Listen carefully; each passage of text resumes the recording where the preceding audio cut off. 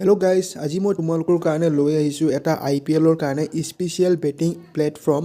ইয়াতে তোমালোকে yes or no answer দি পালে ভাল টকা আৰ্নিং কৰিব পাৰা। মানে ইয়াতে তোমালোকে যিকোনো IPL টিমত বেটিং কৰি তোমালোকে পইচা আৰ্নিং কৰিব পাৰা। অসমত বহুত ধৰণৰ বেটিং এপ নচলে, তাৰে ভিতৰত এইটো এটা হয় যে অসমত এইটো 100% খেলিব নোৱাৰে। তথাপিও তোমালোকক কিছুমান মই টিপছ দিম, সেই টিপছকেইটা ফ'ল' কৰিলে তোমালোকে এই এপ্লিকেশ্যনটো অসমত খেলিব পাৰিবা।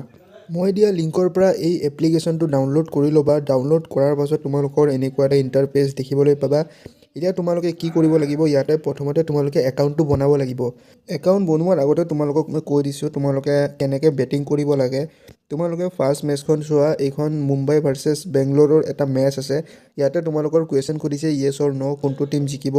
তোমালোকে কুৱেশ্যনটো পঢ়াৰ পাছত ইয়াতে যদি মুম্বাই জিকে তেনেহ'লে yes কৈ দিবা।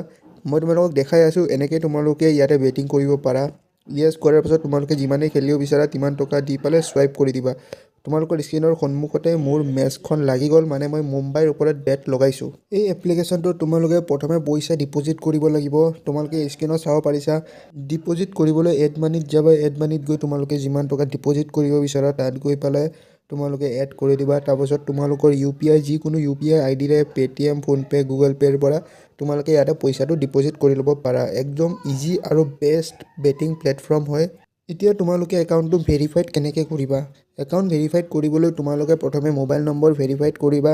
তাৰপাছত তোমালোকে আধাৰ কাৰ্ড, তাৰপাছত পান কাৰ্ড, তাৰপাছত তোমালোকে বেংক ডিটেইলছ।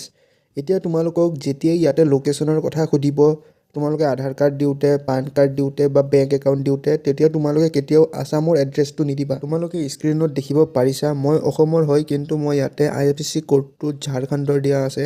ঠিক তেনেদৰে তোমালোকেও ইয়াতে অসমৰ IFSC কোডটো নিদিবা যেতিয়া তোমালোকে বেংক একাউণ্ট এড কৰিবা।